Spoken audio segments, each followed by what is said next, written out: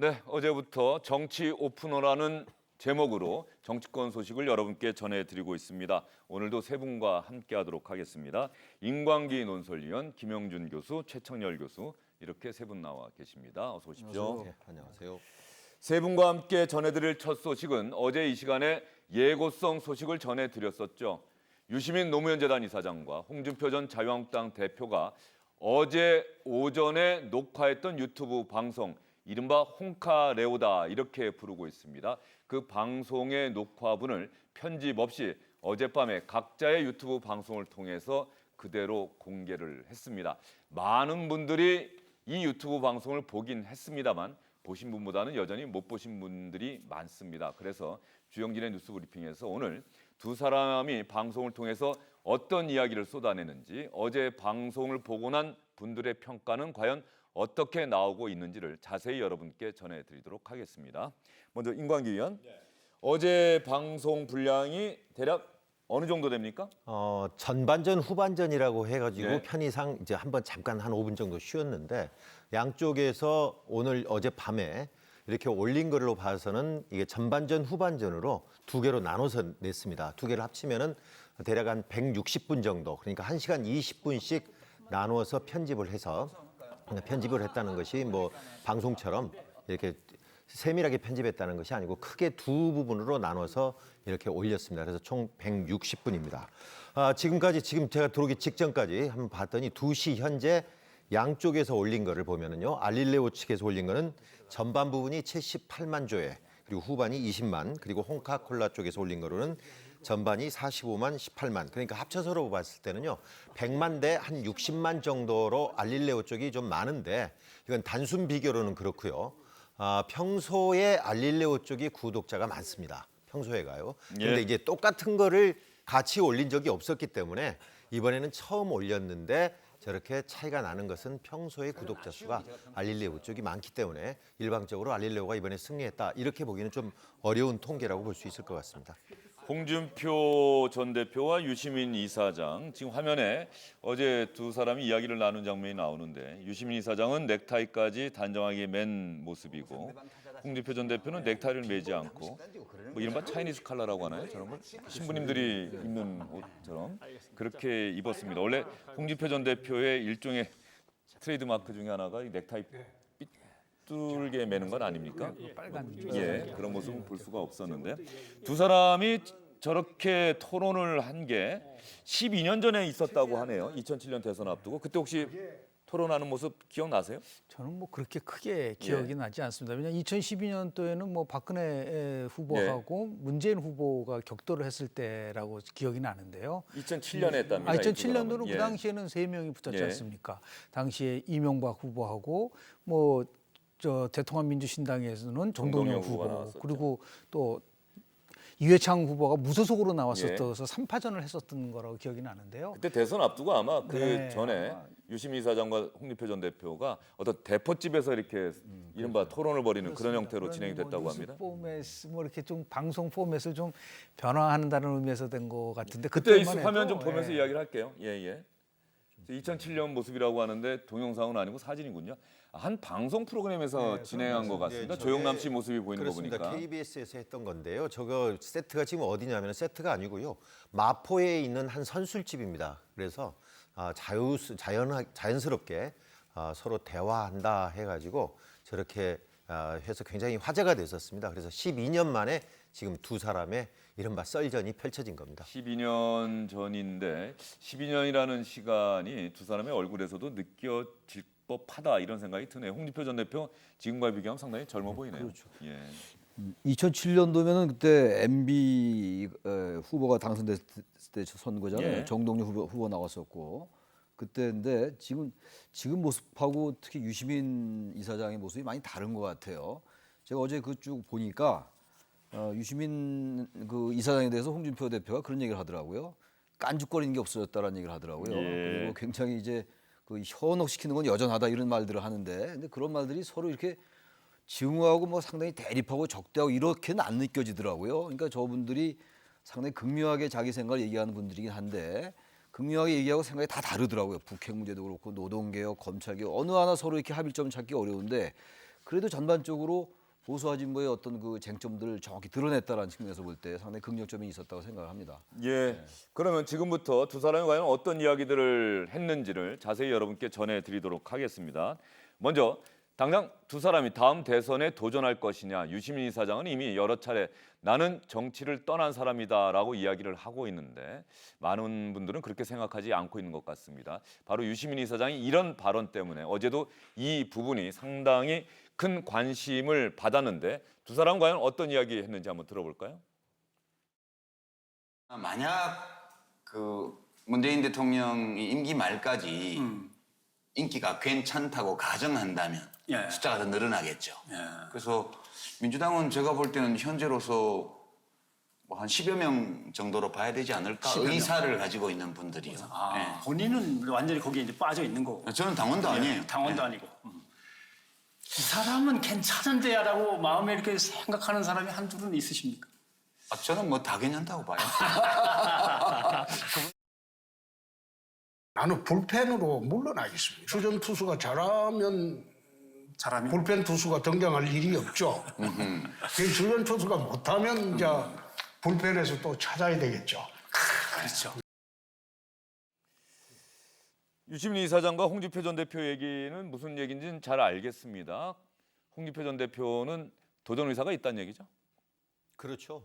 자기는 아직 선수다. 그러니까 네. 관중석에 나와 있지 않고 이게 불펜이라는 걸 야구를 잘 모르시는 분들을 위해서 말씀을 드리면은 경기장 안쪽이 아니고 바깥쪽에 선수들이 대기하는 쪽에서 이제 투수가 지금 다음 투수를 나가려고 준비할 때 몸을 풀고 있는 장소란 말이에요. 그러니까 홍준표 전 대표는 지금 선수는 아닌데 지금 주전 투수인 황교안 대표가 잘 못했을 경우에 투입이 될 수 있는 예비 선수로서 몸을 풀고 있다 하는 그런 말을 에둘러서 이야기를 했고요.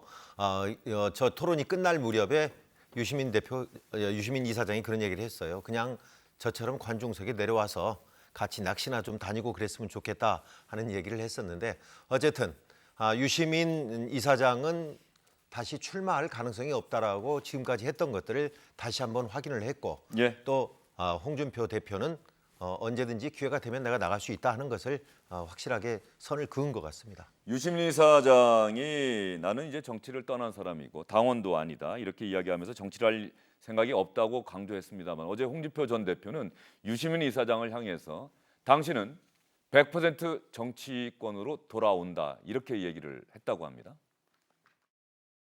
여권에 사실상 핵심부 있으니까. 제가요? 예. 아니에요. 그러니까 가능하면 아니, 근데 정치를 네, 완전히 졸업했다는데요? 아니, 졸업이 아니라 졸업이라는 게 영어로는 새로운 시작입니다. 그래서 내가 뽑은 데는 100% 들어옵니다. 내가 보기나 가만히 있어도 유 장관이 곧 등판을 하지 않을까. 그런 일은 절대 없습니다. 걱정하지 마십시오. 절대는 선임 담배대라고 봅니다. 예, 김영준 교수님 방금 저 부분이 사실은 나머지 뭐 구체적인 내용을 갖고 서로 토론한 부분도 있습니다만 이 정치권에 있는 사람들 관심사는 아마 저 부분에 가장 많이 쏠렸을 거예요. 우리 한국 정치에는 이제 제가 이렇게 관찰을 해보니까 네. 절대로 반드시 이런 단어를 쓰면 반대로 나와요. 예. 그러니까 절대로 안 한다는 건 절대로 한다는 거가 되는 거고 반드시 하겠다는 건 반드시 안 하는 거고 이게 수없이 많은 부분 속에서 우리가 겪었는데 유시민 절대가 저 절대 스님 정치 담배떼라고 하는 거는 홍준표 전 대표의 그냥 유머죠. 실제로 그렇겠죠. 그런 뜻이는 건 아니겠죠. 예. 그런데 뭐 유시민 이사장은 절대 정치 안 한다고 하고 있는데 지금 굉장한 정치에 정치를 하고 있지 않습니까? 그런 의미에서 봤을 때 유시민 이사장은 두 가지 조건 속에서 아마 복귀할 가능성이 크다고 봅니다. 하나는 친노 또 나가서 친문이 몰락할 가능성이 있어요. 왜냐하면 그 대통령의 지지도라는 거는 제가 한번 말씀드렸지만 3년 반 되면은 서서히 이렇게 대통령의 인기는 이렇게 좀 빠지는 부분들이 있단 네. 말이죠. 그러니까 결국은 친노 친문이 몰락을 누군가는 막아야 된다. 그러면 친노 친문에 가장 정체성 있는 사람이 나와야 된다는 것이 나올 수밖에 없는 구조인 거고요. 두 번째는 뭐냐면 그런 의미에서 조금 유시민 이사장은 단수가 높은 거예요. 자기가 나오려고 그런 건 아니라는 거죠. 국민 소환론을 가지고 나올 것이다. 예. 그러니까 결국 국민이 소환하면은 국민만큼 강한 그 명분이 어디 있어요? 이거를 거부한다는 거는 그건 있을 수 없다라는 이 두 가지 조건이 분명히 시간이 흐르면서 충족될 가능성이 높다고 저는 보고 있기 때문에 그걸 정치권들도 그렇게 인식을 하고 있기 때문에 아마도 유시민 이사장이 자의반 타의반이라는 게 있지 않습니까? 그 유명한 자의반 타의반에 의해서 정치로 복귀할 수 있는 가능성은 여전히 열려져 있다라는 말씀을 좀 드리고 싶습니다. 그러면 유시민 이사장이 현재 민주당 쪽에 차기 대선 주자가 10여 명이다라고 이야기를 했는데 이 자리에서 한번 그 10여 명이 누군지 한번 해볼까요? 한번 최 교수님 누가 떠오르십니까? 생각나는 게 뭐 일단 국무총리 이낙연 총리, 이낙연 총리, 박원순 시장 떠오르고, 박원순 서울시장, 서울시장, 이재명 경기도지사, 예, 임종석 전 비서실장, 임종석 전 비서실장, 그리고 유시민 이사장 뭐 지금 계속 얘기 나오고 있고 예. 유시민 이사장 얘기 나오고 있고 또 누가 있나요? 갑자기 말씀. 김부겸 전 김부겸 장관, 뭐 의원이 있고요. 예, 몇 명입니까? 6명 나왔네요. 명밖에 안 나요? 예. 역시 살아있는 거는 조국 조국 수석도 민정수석도 있을 뭐 거고. 빠질 수 없는 아, 거고. 대선 주자로까지 조국 수석을 얘기합니까? 그다음에 안희정 전 안희정 충남지사 지사는 이제 낙마했고요. 네, 예. 낙마했지만은 그다음에 경남지사 김경수 지사도 이제 재판 김경수 결과에 따라서 경남지사, 어떻게 될지를 모르는 거고요. 김경수 경남지사, 그다음에 김영춘 전 장관 부산에, 또 하나 예. 전제질문이 종로에서 있는 정세균은 정세균 의원입니다. 전 국회의장. 종로에서 빅매치가 이루어져서 만약 정세균 지금 의원이 빅매치 승리하면은 또 유력한 대권 후보로 나올 수 있는 부분들이 있기 때문에 그렇게 아마 분류할 수도 있을 거라고 저는 봅니다. 예, 10여 명 이렇게 되네요. 수도권, 영남권, 호남 이렇게 고루고루 포진이 돼 있다. 이런 상태가 문재인 대통령의 인기가 임기 말까지 지속된다고 한다면 아마 더 많은 사람들이 대통령 선거에 경선에 도전할 것이다. 이렇게 이야기를 하고 있습니다. 유시민 이사장은. 그러면 유시민 이사장은 정치를 나는 떠난 사람이고 졸업한 사람이다라고 이야기하면서 홍준표 전 대표에게 대표님은 왜 정치를 하고 있습니까? 라고 질문을 던졌다고 합니다. 홍준표 전 대표의 대답은 어떻게 나왔을까요? 정치 왜 하세요? 뭐 때문에 계속 하세요? 좀 궁금하더라고요. 91년도 광주 가서 1년 그 3개월 있으면서 깡패들을 한 170명 잡아놨어요. 네. 저녁마다 집에 이제 협박 전화 오고 우리 애들 납치한다고 그래서 내가 내 살라고 사실 아 그래요? 정치하러 들어온 거예요. 제일 절박한 거네. 근데 그랬다 쳐요. 그로부터 지금 24년을 하셨잖아요. 이제 안 징글징글하지 않으세요? 졸업을 하려고 하니까 졸업하고 내가 할 수 있는 일이 뭐 있나 생각을 해보니까 변호사들 할 자신이 없어요. 아니 좌파만 정상적으로 돈 번 적이 없는 줄 알았는데 우파도 마찬가지네 뭐. 저 마지막에 유시민 이사장이 홍준표 전 대표의 대답을 듣고 말이죠. 좌파만 정상적으로 돈 번 적이 없는 줄 알았는데 우파도 마찬가지네. 뭘 얘기하는 걸까요? 뼈 있는 농담인데요. 예. 지난 5월 9일 날 황교안 대표가 자유한국당 황교안 대표가 전국 투어 이제 시작을 하지 않습니까? 민생 투쟁이라고 하는 그거 할 때 자갈치 시장에서 시민들과 대화할 때 그런 이야기를 했었어요. 내가 1989년 공안검사 서울지검 공안검사 시절에 임수경 방북 사건을 수사할 때 임종석을 수사하면서 내가 주임검사했다. 그런 이야기를 하면서 그 임종석 씨가 무슨 돈을 벌어봤느냐. 좌파라는 것들은 좌파 중에서 정상적으로 돈을 벌어본 사람들이 없다. 거의 없다. 다 싸우고 투쟁해서 뺏은 것이다. 라는 이야기를 했거든요. 그래서 좌파들은 제대로 돈 벌어본 적이 없다 하는 그 말을 다시 끄집어내 가지고 지금 홍준표 전 대표에게 그 이야기를 다시 상기시키면서 그럼 우파 중에서도 제대로 돈 벌어본 사람이 없네요 하고 뼈 있는 농담을 한 겁니다. 예, 뭐 홍준표 전 대표는 그래도 검사하면서 월급 받으면서 산 사람인데 왜 이 얘기가 나왔는지 그런 측면에서 좀 이해가 안 되는 거예요. 변호사 예. 할 자신 없다고 예, 얘기하니까 예. 이제 그 자체보다는 어쨌든 황교안 대표의 그 말을 좀 부각시키려 했던 것 같아요. 너무 오히려 홍준표 전 유시민 사장이. 대표보다는 그렇죠. 황교안 대표의 이 그 말이 이야기 잘못됐다. 좌파는 예. 월급 받아서 정상적으로 돈 번 적이 없다. 없다. 그거를 좀 부각시켜서 비판하기 위해서 이렇게 좀 위트와 유머를 섞어서 얘기한 것이 아니냐 이렇게 좀 제가 보기엔 보입니다. 그러면 두 교수님이 만난 정치인들은 정치를 왜 한다고 얘기들을 합니까? 혹시 기억나시는 답변이 있습니까? 저는 실은 좀 많은 정치인들을 만나면서 두 가지를 가지고 실망을 합니다. 하나는 철학의 빈곤. 그러니까 지금 정치를 왜 생존을 위해서 정치를 시작했다 하더라도 24년간 정치를 했다고 한다면 자기가 지향하는 정치의 그런 방향성과 비전을 얘기했었어야 돼요. 아무리 이게 알릴레오라든지 뭐 코카콜라 이렇게 좀 그 대중을 한다고 한다 하더라도 정치의 본질이라는 거는 통합을 가서 사회의 갈등을 통해서 꿈과 비전을 주는 거 아니겠습니까? 그런 면에서 봤을 때 물론 이제 그런 철학의 빈곤에 대한 부분들이 적었고, 두 번째는 뭐냐면 자신이 지향하는 가치를 실현하기 위해서 정치하는 거 아닌가요? 지금 홍준표 대표 이 대담에서도 진보와 보수 논쟁이 있을 때 보수는 자유라는 얘기를 썼어요. 그렇다고 한다면 대한민국에서의 자유가 지향하는 가치와 더 많은 자유를 위해서 정치를 한다라고 하는 것을 가지고 실은 설득할 수 있어야 되는데 그런 부분들이 조금 좀 부족했었던 부분들이 있어서 앞으로 정말 많은 정치인들한테, 그래서 영어로 얘기하면 죄송하지만 팔러티션이 있고 스테이트먼이 있습니다. 예. 팔러티션은 정치꾼이에요. 예. 그 스테이트먼은 진짜 국가를 위해서 정치를 하는 사람을 얘기를 합니다. 정치가라고 가입니다. 그래서 표현하면 되겠습니까? 정치가꾼이 아니라 정치가가 돼야 된다. 이게 지금 많은 국민들이 요구하고 있는 사항이기 때문에 정치를 그냥 직업으로 하는 정치가 아니라 책임 윤리에 바탕을 둔 정치를 해야지만이 국민들에게 신뢰를 받을 수 있다는 점에서 저는 많은 정치인들, 특히 이제 우리 국회의원들이 그러한 내가 왜 국회의원이고 국회의원을 해서 무엇을 할 것인가에 대한 고민을 더 많이 해야 되는데 국가보다는 당파적 이익에만 너무 매몰되는 그런 정치인들 또 국회의원들을 너무 많이 봐봐서 그런 면에서 좀 아쉬운 점이 있다는 말씀을 드립니다. 예, 알겠습니다.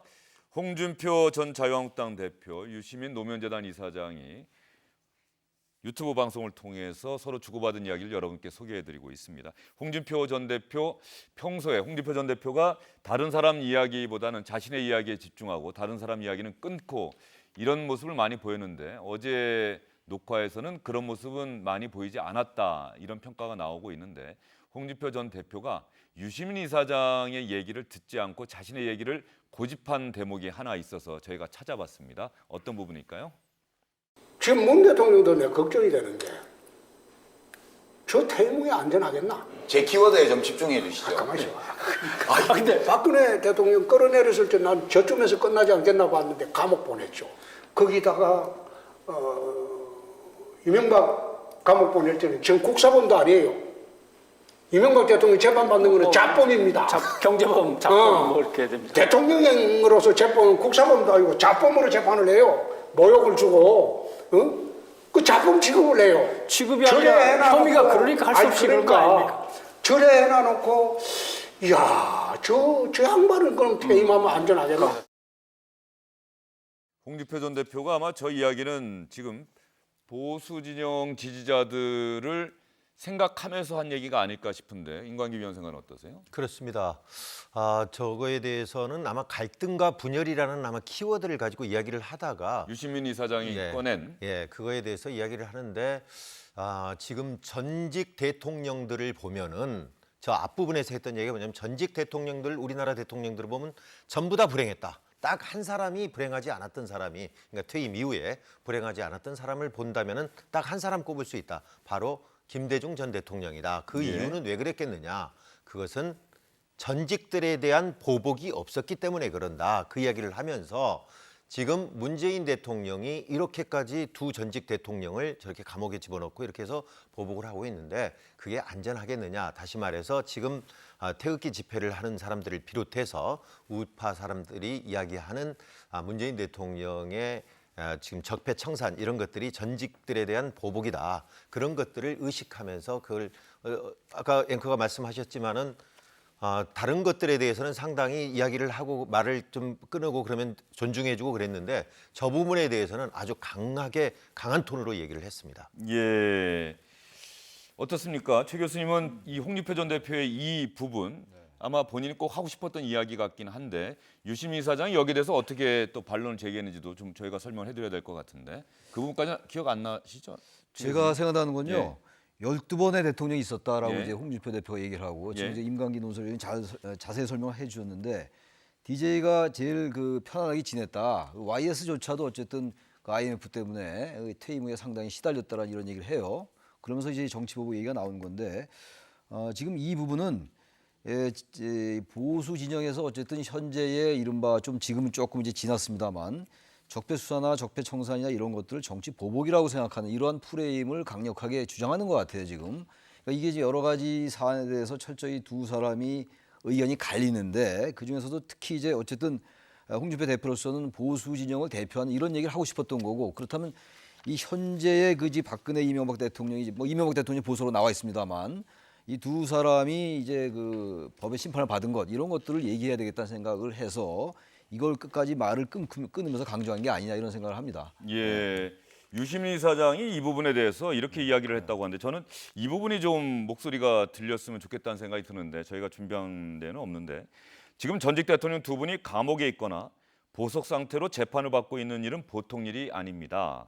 임기 중에 잘못한 일이 많다고 하더라도 대통령은 국민 주권의 표현이고 상징이기에 권력자를 엄하게 대해야 하는 것도 옳지만 그래도 너무한 것 같다라고 유시민 이사장이 이야기를 했어요. 이 부분은 지금 현재 문재인 대통령 지지자들의 생각과는 상당히 다른 이야기일 수 있기 때문에 이 유시민 이사장의 이 발언이 앞으로 문재인 대통령 지지자들에게 던지는 메시지도 분명히 있을 것 같아요.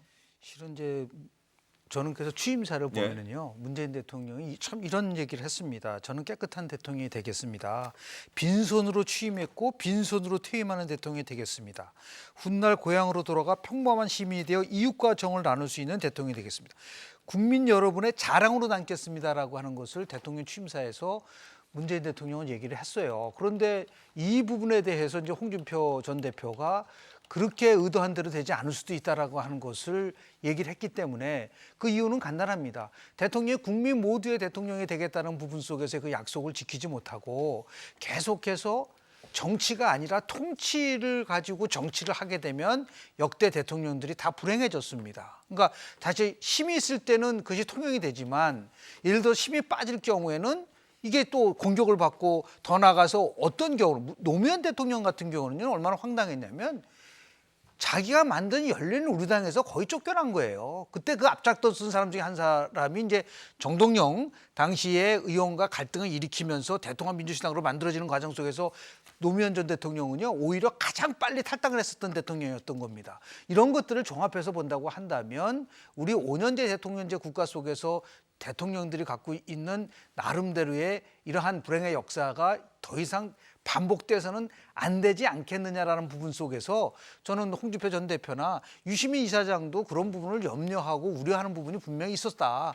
이런 것들이 좀 스며 있지 않겠는가. 좀 성공한 대통령이 나오고 박수 받는 대통령이 좀 나왔으면 좋겠다라고 하는 이게 어떠한 저는 홍준표 전 대표도 지금 문재인 대통령을 공격하는 거라고 보지를 않아요. 오히려 우리가 지금 잘못 5년 단임제에서 갖고 있는 이러한 우리의 그 나쁜 이런 샷을 좀 끌어내보자라고 하는 그런 쪽의 취지로 얘기한 것이 아니었겠는가라고 하는 그런 쪽으로 저는 해석을 했습니다. 뭐 어쨌든 간에 지금 많은 분들이 지금 두 명의 전직 대통령이 감옥에 있고 한 명은 또 보석으로 석방되긴 했습니다만 재판을 받고 있고 지금은 적폐청산이라고 하는 그 촛불이 명령한 촛불의 명령에 따라서 과거에 잘못된 것을 바로잡자라고 하는 차원에서 수사가 진행됐고 재판이 진행 중인데 지금 보수 진영에서는 홍준표 전 대표가 얘기한 건 바로 저런 얘기 아니겠습니까? 그렇다고 한다면 문재인 대통령, 문재인 정부에서 일한 사람들도 과연 예외일 수 있겠느냐? 나중에 정권 바뀌면 어떻게 되는지 한번 보자. 뭐 이런 식의 생각들을 홍준표 전 대표가 이야기를 한 것 같아요. 너무 도식적이고 기계적인 전 주장이라고 생각하는 게. 그런데 유시민 이사장의 발언이 발언이 지금 주목할 만한 발언이라는 얘기죠. 그래요. 지금 국민주권 저도 적어놨는데 제가 아까 예. 말씀 못 드렸네. 제가 예.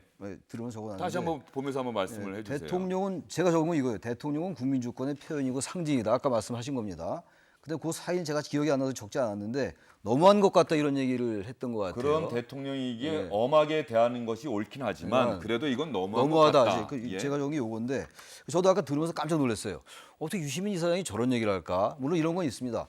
보수와 진보가 극명하게 자기 생각을 드러내지만 제가 좀 기대했던 건 어떤 합일점 같은 것들은 발견할 수 있겠다는 생각을 했는데 저도 이 부분에서 유시민 이사장이 이렇게 얘기할 줄 몰랐어요. 저는 그래서 이건 어떤 면에서 볼 때 이명박 박근혜 대통령이 수사를 받고 법의 심판을 받은 게 잘못됐다는 측면이 아니라 적어도 국민 주권, 국민들의 주권자의 선거에 의해서 당선된 사람들이기 때문에 그런 사람들이 이렇게 수사를 받고 끝이 안 좋았다는 것에 대해서 원론적으로 그것이 상당히 잘못됐다라기보다는 이게 우리 한국 정치 불행하다라는 생각을 얘기했던 것 같아요. 그냥 저기서 토론하는데 계속 이제 가장 예민한 부분인데 이걸 계속 지금 홍준표 대표는 그게 이제 정치 보복이란 프레임으로 얘기하는데 그걸 너무 또 각을 세우면은 이 그 토론 자체가 딴 방향으로 갈까 봐 이런 일을 한 것 같고 저는 근데 하나 말씀드리고 싶은 게 이겁니다. 저는 그렇게 어떤 생각에서 얘기를 했다고 하더라도 유시민 이사장의 이 발언은 그렇죠. 앞으로 문재인 대통령 지지자 분들에게 그 내부에서 상당한 논란일 수 이야기거리가 있어요. 될 거예요. 저도 그렇게 생각합니다. 예, 기본적으로 예. 이건 충분히 그렇게 생각하고 12명이 이겁니다. 윤보선, 이승만, 박정희, 최규하, 전두환, 노태우, 김영삼, 김대중, 노무현, 이명박, 박근혜, 문재인까지 12명인데 보세요. 이승만 대통령은 독재자였어요. 4.19 혁명에서 물러났고 박정희 대통령 쿠데타의 상징이었고 그다음에 최규하 대통령이야 뭐 이분은 이제 그 권한대행에서 올라온 분이니까 좀 예외로 하고 전두환 노태우 대통령 더 이상 이해할 거 없고 YS 대통령도 사실은 아들 구속됐었고 그 비리 친인척 비리가 많았잖아요. 측근 무엇보다 비리가. 외환위기를 초래했다는 외환위기 책임으로부터 IMF 자유로울 수 있었고 없죠. 예. DJ도 마찬가지예요. 사실 DJ도 아들 구속되고 이랬었단 말이죠. 노무현 대통령도 뭐 그런 데서 완전히 자유로울 수 없는 것이고 근데 이거를 문재인 대통령도 바로 이 과거가 이러했기 때문에 물러나면 보복 받는다. 이걸 보복 프레임으로 가는 거는 저는 아주 잘못했던 거라고 봐요. 일단 현행법상 잘못한 게 있어야 되는 것이고 측근의 비리가 있어서 구속이 되고 이래야 되는 거잖아요. 근데 이걸 무조건 이제 보수에서 진보로 바뀌거나 진보에서 보수로 바뀌면 감옥 간다. 측근이 구속된다. 이건 너무 과도하게 이걸 기계적으로 해석하는 거 아니냐 이런 지적은 제가 안 할 수가 없습니다. 그 이야기는 제가 이렇게 질문을 드려볼게요. 지금 과거 정부에 대한 적폐청산에 대한 수사와 재판을 보면은 직권남용이라는 혐의가 상당히 많이 들어가 있습니다. 직권남용. 그러니까 정부가 물론 그 지금 현재 법원에서의 판단도 다 유죄다. 직권을 남용한 거 맞다라고 하는 유죄 판결이 나오고 있는데 이 권한을 행사하는 장관으로서 뭐 수석 비서관으로서 권한을 행사하고 주어진 일을 해 나가는 것도 코에 걸면 코걸이 되고 귀에 걸면 귀걸이 되는 것 아니냐는 게 일부 보수정에서 나오는 얘기 아니냐 그런 생각들을 홍준표 전 대표가 얘기한 것 아니냐 이 말씀. 저도 그래요. 저도 거긴 동의하는데 그것을 동의한 한편으로 그러나 이걸 너무 지나치게 보수에서 진보, 진보에서 보수를 바뀌면 이걸 보복으로 한다라고 한다면 도대체 모든 것이 전부 국민들은 그렇게 볼 거 아니겠어요. 저는 그 앵커께서 말씀하신 걸 충분히 100% 공감하면서도 도시적인 기 해석에 너무 우리가 치우칠 필요는 없는 거 아니냐 이런 지적을 또 하는 겁니다. 알겠습니다. 유시민 이사장의 저 발언 아마 다음에 유시민 이사장 자신의 방송을 하거나 뭐 다른 언론과 인터뷰를 할 때 왜 내가 이런 이야기를 했는지에 대해서는 아마도 설명하지 않을까 싶습니다. 2명의 전직 대통령이 재판을 받고 있는 현 상황에 대해서 유시민 이사장이 너무한 것 같다. 대통령에 대해서는 엄하게 하는 게 옳지만 그래도 너무한 것 같다라고 이야기한 이 부분에 대해서는 유시민 이사장이 추가 설명을 할 것으로 저는 예상이 됩니다. 다음에 문재인 대통령이 독재자의 후예 광주민주화운동 기념식에서 이야기했던 부분이죠. 이 독재자 후예라고 하는 표현을 놓고서 두 사람이 주고받은 이야기 들어보겠습니다. 자유한국당을 독재 후예라고 했어요. 자유한국당이라고 안 그랬어요. 제가 정확하게 어딘가 말씀드리면 5.18 민주화운동에 대해서는 독재의 후예가 아니라면 다른 이야기를 할 수 없다. 맞는데. 대통령이 만약 민정당의 후예들이라서 니네는 그딴 소리 하는 거나 이랬으면 비판받아야 돼요. 유 장관이 말씀을 현란하게 해가지고 사람을 현혹시켜가지고 흔드는 거는 여전히. 10년 전이나 지금과 똑같네요. 자유한국당은 지칭 안 했다 하더라도 그래도? 국민들이 보기에 저거는 상대 자유한국당을 지칭한 말인데 그걸 갖다가 지금 정치 유 장관은 시민들이- 현란하게 지금 앉아서 또 사람 홀리고 있죠. 예, 홍준표 전 대표가 저런 식의 리액션을 많이 하죠. 유시민 이사장은 여전히 말을 현란하게 해서 상대방을 현혹시키고 있다. 그러나 누가 듣더라도 독재자 후예 발언은 지금 자유한국당 얘기한 거 아니냐라는 자신의 주장을 또 고집을 하네요. 왜냐하면 이제 그 좌우 맥락을 보면은 저건 분명히 자유한국당을 지칭한 5.18에 관련돼서 망언을 한 의원들이 지금 자유한국당에 포진돼 있지 않습니까? 그러고 나서 징계도 굉장히 솜방망이 징계를 했고 하니까 대통령이 작심 발언을 한 거지 않습니까? 독재자의 후예라. 그 부분에 대해서 저는 동의하지는 않지만 분명히 대통령이 독재자의 후예라고 지칭한 거는 자유한국당을 보고 얘기를 한 거고 그러니까 지금 그런데 벼랑간 민정당 얘기가 나오고 하니까 상황에 대해서 조금 설득력이 좀 약한 거죠. 유 이사장의 얘기는 차라리 맞다 그거 자유한국당 보고 한 거기 때문에 독재자의 후예라는 소리를 듣지 않으려고 한다면 이 5.18 특별법은 김영삼 대통령 때 만들어진 거 아니겠습니까? 네. 김영삼 정신으로 돌아가라. 그래야지 독재자의 후예라는 소리를 안 듣는다. 그렇게 얘기를 했었어야지 오히려 더 진정성이 있고 설득력 있는 것이지 저렇게 피해 나가서 그냥 저거는 민정당이라든지 전두환 세력만하게 얘기한 거다라고 얘기할 때는 좀 그 강도라든지 설득력은 조금 약할 수밖에 없지 않았나 생각을 합니다. 예, 워낙 2시간 40분 분량이기 때문에 양이 많고 그중에서 저희가 핵심되는 부분만 추려서 여러분께 전해드리고 있는데요. 좀 속도를 내보도록 할까요? 좌파 독재라는 이야기를 자유한국당에서 문재인 정부, 지금의 정부를 향해서 무척 많이 쓰고 있지 않습니까? 이 좌파라고 하는 표현을 놓고서 두 사람이 설전을 벌이기도 했습니다. 대통령이 야당과 대화가 좀 부족하다는 이유로 이거를 독재라고 그래버리면 지금은 좌파 광풍 시대다. 아, 독재는 아니고 좌파 광풍이다. 시대다. 아. 사실 독재 정권은 우파 쪽에서 했지 않느냐. 옛날에 어르신 말씀. 예. 내가 그 이야기 노골적으로 했어요. 그런데 좌파 독재라는 말은 부적절하다. 요즘 억압하는 방법은 군사 독재하고는 전혀 판이하게 억압을 해요. 응? 어떻게 지금 군사 독재보다 더 교묘하게 억압을 한다. 어떻게 해요? 홍준표 전 대표가 저하고 관훈클럽 토론에서 저 좌파라는 표현을 놓고서 저하고 설전을 벌이기도 했고 그 유튜브 보시면 아마 많이들 보셨는데 그런데 독재라고 하는 말에 대해서는 우리 우파가 했다. 저는 저 이야기를 홍준표 전 대표가 스스로 저렇게 인정을 하는 부분은 그렇게 많이 기억에 남아 있질 않아요. 어제 가장 화제가 됐던 부분도 저 예. 부분이 하나인데 서로 상대방을 존중하고 동의하고 이런 것들이 있었던 것 중에 가장 대표적인 게 바로 저 부분이었던 것 같아요. 지금 자유한국당이 대표부터 시작해서 대변인들까지 모두 좌파 독재라는 말을 많이 쓰는데 그건 아니다. 독재는 아니다. 지금 독재라고 말하는 것은 우리가 하지 않았느냐 하는 거고 그런데 이제 전적으로 그걸 동의해 주는 건 아니고 독재는 아니지만 좌파 광풍 시대다라고 이렇게 이야기를 하면서 이 광풍을 잠재워야 된다. 그러니까 독재는 아니지만 좌파들이 광풍을 불고 있으니까 그거를 잠재워야 한다. 그러니까 큰 틀에서는 어찌 보면 같은 맥락인데 독재는 아니다라고 이야기를 했고요. 한 가지만 덧붙인다면은 아까 말씀을 드렸던 5.18 뭐 그 논란이 있었던 거 있지 않습니까? 그런 거하고 이게 양쪽에서 올렸던 알릴레오와 홍카콜라 쪽에서 똑같은 내용을 갖고 올렸는데 묘하게 12분 36초가 홍카콜라가 좀 짧습니다. 예. 그래서 그걸 분석을 해봤더니 세 가지 부분이 거기는 원래 무삭제 무편집이라고 앞에는 제목은 써놨는데 12분 36초가 짧아요. 그래서 보니까 그 세 가지 부분을 편집을 해버렸습니다. 그러니까 홍준표 대표가 전 대표가 이렇게 보다 보니까 이거는 조금 논란이 되겠다 하는 부분들인데 아까 말했던 5.18 그 독재 후에다 뭐 하는 그 논란이 됐던 그 부분하고요. 그 부분은 홍카콜라 쪽에서는 볼 수가 없습니다. 예, 그다음에 또 그리고요? 또 하나가 광화문에서 조원진 대한애국당 그쪽에서도 우리 쪽에 와가지고 막 큰 소리로 떠들고 그런다 하는 부분을 이야기했던 것도 통째로 빼버렸습니다. 그다음에 지난 2002년 대선 때 노무현 후보에 대해서 홍준표 대표가 전 대표가 상당히 조금 긍정적으로 이야기한 부분이 있습니다.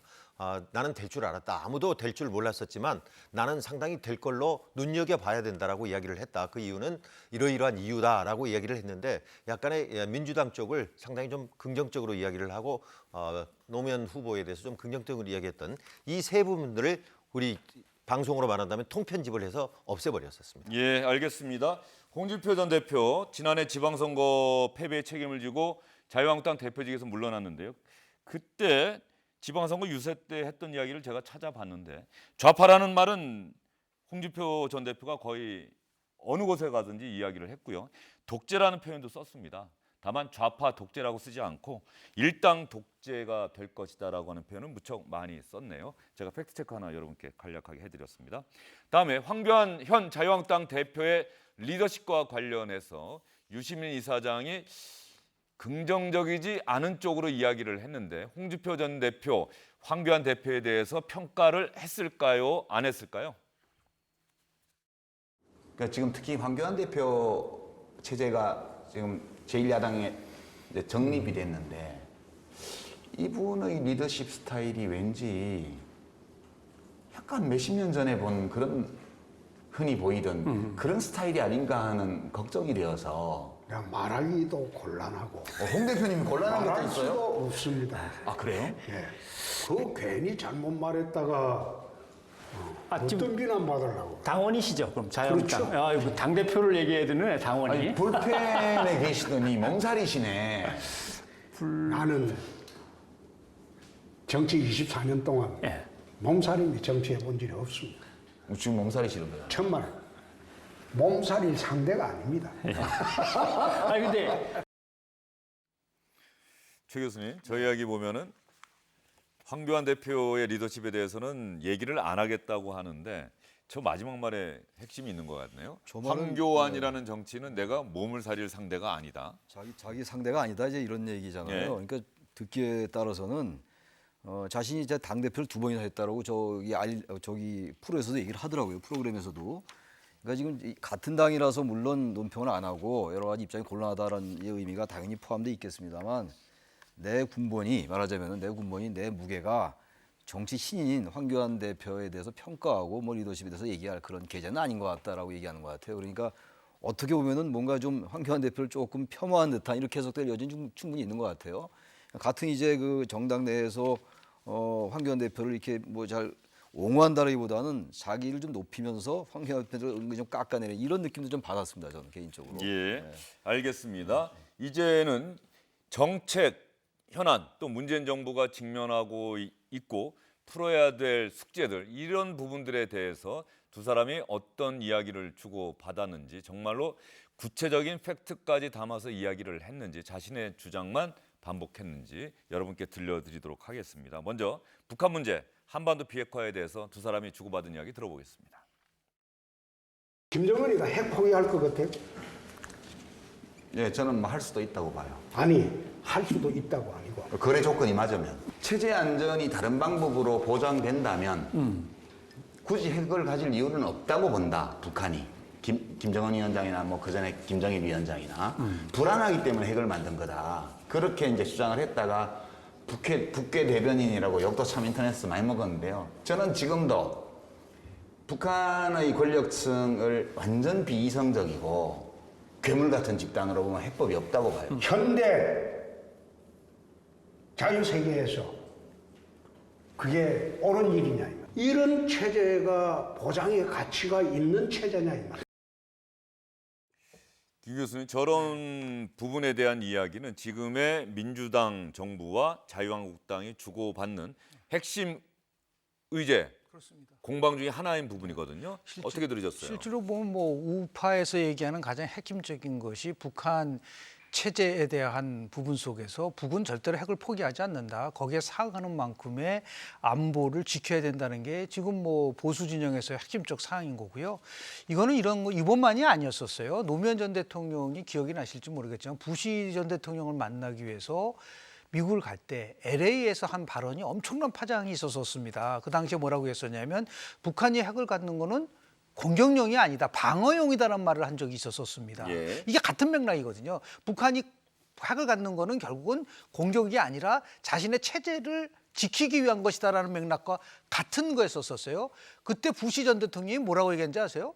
이 발칵 뒤집어졌는데 왜 저런 발언을 하냐고 했을 때 뭐라고 그 미국의 그 보좌관들이 얘기하냐면 국내 정치용입니다라고 해서 그걸 넘어갔다고 한 그런 일화도 있단 말이죠. 그러니까 결국은 이 문제와 관련돼서는 평화에 대한 접근 방식이 다른 것 같아요.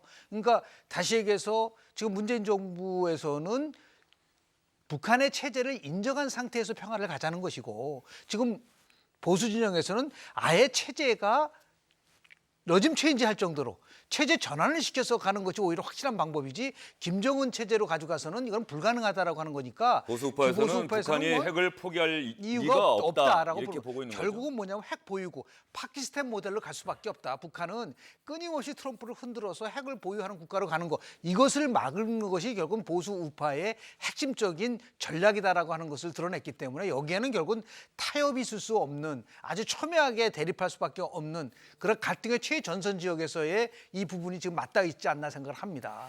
그러면 이제 두 사람의 이야기 주고받은 이야기 여러분께 전해드리고 있는데 말이죠. 이 부분 한번 우리가 정리를 하고 넘어가야 될 것 같아요. 오늘 주영진의 뉴스 브리핑에서 유시민, 홍준표 두 사람의 유튜브 방송을 이렇게 긴 시간 동안 보내드릴 만한 충분한 가치가 있다고 보십니까? 어떻습니까? 전 솔직히 이렇게까지 한 53분 됐잖아요. 이렇게까지 길게 할 그렇게 큰 가치는 없는 거 아닌가라는 생각이 드는데. 왜 그렇게 생각하십니까? 두 사람이 여러 가지 쟁점에 대해서 우리나라에서 상당히 이제 논객으로 알려져 있습니다만 두 사람의 생각이 사실 일반적인 보수와 일반적인 진보 진영의 생각들이 많이 공유한 생각이에요. 전 사실 어제 쭉 들으면서 유시민 이사장의 생각과 제 생각 거의 95% 이상 일치하더라고요. 예. 아까 말한 그 뭐 아까 그 대통령 관련 빼놓고는 그럼 보수도 마찬가지일 것 같아요. 제가 쭉 들어보니까 가장 첨예하게 부딪히는 게 이 비핵화 부분이더라고요. 대북 문제 관련된 건 뭐 도저히 양보를 안 하는 부분이고 보수와 진보가 서로 뭐 전혀 접점을 찾기 어려운 부분이란 말이죠. 근데 저 부분을 저렇게까지 이 모든 언론이 이렇게 주시해야 할 필요가 있는 건지에 대해서는 좀 의문이 있습니다, 솔직히. 물론 의미가 없다는 말씀을 듣다 의미가 보니까 없다는 건 아니고 제가 지금 딱 드는 생각이요. 지금 민주당과 자유한국당에서 지금 두 사람이 주고받은 이야기를 거의 수없이 많이 했어요. 그런데 그 이야기들이 저렇게 서로 대화하는 방식으로 대화하는 형식으로 이루어진 적은 거의 없죠. 일방의 이야기들을 하고 이쪽에서는 이렇게 반박을 하고. 굉장히 중요한 함의가 있는 거예요. 저는 아주 굉장히 잘 된 거라고 예. 보는데요. 2016년도 옥스퍼드 사전에서 올해의 단어로 포스트 트루스, 탈진실이라는 걸 예. 썼어요. 탈진실이라는 건 뭐냐면 아무리 진실을 얘기를 해도 듣는 것만 듣고 보는 것만 보는다는 거예요. 그러니까 알릴레오에 있는 사람들이 홍준표 대표 얘기를 누가 듣겠어요? 안 듣습니다. 그런데 이걸 통해서 저 사람들이 어떤 생각을 하고 있는가를 들을 수 있고 콩카콜라 보시는 분들은 알릴레오 안 보셨을 텐데 이게 얼마나 중요한 계기가 될 수 있느냐라는 걸 의미에서 봤을 때 공존을 하기 위해서는 상대방이 무엇을 생각하는지를 알아야지.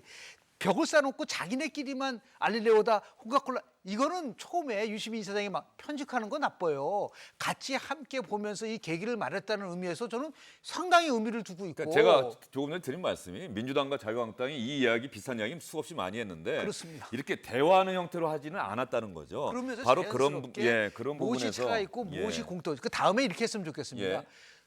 보수와 진보에서 차이가 아니라 무엇이 같은지를 가지고 한번 저는 토론했으면 좋겠어요. 그리고 저는 사회자 없이 두 사람 혹은 다른 방송이라고 하더라도 사회자 없이 하는 것도 방법일 것 같아요. 아니면- 정말 사람이 주고받는 대화하듯이 그렇습니다. 이야기하는. 그래서 홍준표 쪽에서의 사람 하나, 예. 또 유시민 쪽에 네 사람이 앉아가지고서 서로 보완해 나가 두 사람만이 아니라 예. 그렇게 하는 것이 오히려 폭을 훨씬 넓힐 수 있는 부분이기 때문에 이탄을 빨리 예. 나름대로 하고 이런 포맷이라면은 저는 뭐 이인영 대표하고 나경원 대표하고도 왜 이런 식으로 얘기를 못 하냐라는 겁니다. 알겠습니다. 네, 그렇게 좀 알겠습니다. 제가 좋겠습니다. 말씀드린 건 의미가 없다라는 게 아니고 아까 질문하신 게 우리 주영진의 뉴스 브리핑에서 이렇게 1시간 동안 할 정도가 되느냐라고 말씀하셨는데 예. 저는 의미가 충분히 있다고 봐요. 제가 말씀드린 게 그거 아닙니까? 두 쟁점을 서로 드러내놓고 뭔가 접점을 찾아가는 작업이다 이런 말씀을 드리는 건데 단지 너무 두 사람의 이 토론을 가지고 며칠 전부터 방송에 얘기를 하고 그 정도로 이 두 사람의 이 우리 대한민국의 정책을 좌지우지하냐 이런 측면에서 말씀드린 겁니다. 저 주영진의 뉴스 브리핑에서는 며칠 전부터 얘기하지는 않았습니다. 아니, 어제 저 어제 일반 처음 방송 얘기했습니다. 이 예. 프로 얘기하는 게 아니라 예. 일반 방송에서 그렇다는 말씀드립니다. 예. 인광기 위원 생각은 어떠세요? 예, 저는 저를 이제 방송인으로서 보면은 우리나라 미디어계의 큰 어떤 나중에 먼 훗날에 볼 수 있는 굉장히 획기적인 사건이라고 봐요. 왜 그러냐면은 주류 언론들의 것을 유튜브라든가 SNS에서 갖다가 쓰는 것이었지. 지금 유튜브에서 어찌 보면 1인 방송이나 마찬가지인 곳에서 한 것을 가지고 지금 주류 언론들이 이렇게 1시간씩 갖고 이야기를 하고 지면도 많이 할애하고 있는 것들을 보면서 상당히 방송계, 그러니까 언론계에서도 큰 획기적인 변화의 하나라고 볼 수 있고요. 이렇게 많은 관심을 갖는 이유는 두 사람이 좌우 진보 보수에 상당히 상징성이 있는, 물론 우리가 대표 선수로 뽑은 건 아닙니다만은 상징성이 있는 아주 극한 점에 있는 사람들이고 특히 두 사람들이 굉장히 거침이 없어요. 말을 하는 데 있어서 직설적인 화법들을 많이 쓰고 그리고 상당히 좀 재미도 있고 해학적인 그런 예. 부분들이 있어서 그래서 사람들에게 관심이 있지 저것이 두 번, 세 번, 네 번 간다고 해서 하면은 그게 계속 관심이 가리라 그런 보장은 없을 것 같습니다. 일단 두 사람의 이야기를 이렇게도 볼 수 있을 것 같습니다. 홍준표 전 대표, 지금의 민주당 쪽에서 홍준표 전 대표를 좋아하는 분이 과연 얼마나 있을까? 유시민 이사장, 지금의 자유한국당 쪽에 계신 분들이 유시민 이사장을 좋아하는 분들이 과연 얼마나 있을까? 이런 생각을 하면 그런 두 사람이 만나서 2시간 40분 동안 이야기를 했다는 것 자체, 그리고 그 이야기가 저희가 여러분께 말씀드렸습니다만 이미 많이 들었던 이야기지만 그런 서로 다른 이야기들을 얼굴을 보면서 서로 주고받았고 경청을 했다, 들었다라고 하는 이 부분에 있어서는 분명히 의미가 있어 보이고요. 두 사람이 특히 유시민 이사장이 말을 잘하니까 이런 이야기를 했네요. 예전에 안토니오 이노키하고 무하마드 알리가 한번 붙었던 경기가 있는데 정말 재미가 없었거든요. 그 경기 같다고 한다면 우리가 또 만날 이유가 없고 얼마 전에 있었던 그 세계 권투 시합이죠. 메이웨더와 파퀴아오인가요? 이 선수들이 했던 시합 정도 된다고 한다는 평가가 나온다면 우리가 또 만나서 이야기를 할 수 있지 않겠느냐. 결과적으로 사람들이 유튜브 방송을 보거나 언론 보도를 통해서 이 소식을 접한 분들이 재밌었다. 두 사람이 앞으로도 이런 이야기 주고받는 거 보고 싶다. 그러면 아마 앞으로도 또 이런 기회가 있을 것이다. 이렇게 이야기를 한 것 같은데. 방송 마무리하면서 말이죠. 서로에 대해서 유시민 이사장과 홍준표 전 대표가 서로에 대해서 일종의 덕담이라고 할까요? 주고받은 이야기가 있는데 재밌습니다. 우리 유 장관 옛날하고 많이 달라져. 많이 유해졌어요. 민방위잖아요, 민방위. 아니, 홍 대표님 만날 때는 현역 전투병 때고. 아니, 많이 유해졌어요. 왜 저러고 그러세요? 이제는 10년 전보다 깐죽거림도 없어졌고. 진짜. 면전에 대고 깐죽거리면 죄송합니다. 되지 그러면. 아이, 죄송합니다. 아이, 홍 대표님한테 개인적으로 제가 노무현 대통령한테 많이 들었던 조언인데요. 이렇게 좀 모서리 있잖아요. 모서리 이렇게 좀만 다듬으시면 더 좋지 않을까. 예, 그런 생각 많이 들어요. 아이고, 뭐 고맙습니다. 예, 깐죽거림이 없어졌어요. 면전에다 대고 깐죽거리면 안 되지. 우리 홍준표 전 대표는 좀 모서리를 다듬었으면 좋겠다. 여기까지 정치권 소식 여러분께 전해드렸습니다. 세 분 수고 많으셨어요. 네, 고맙습니다.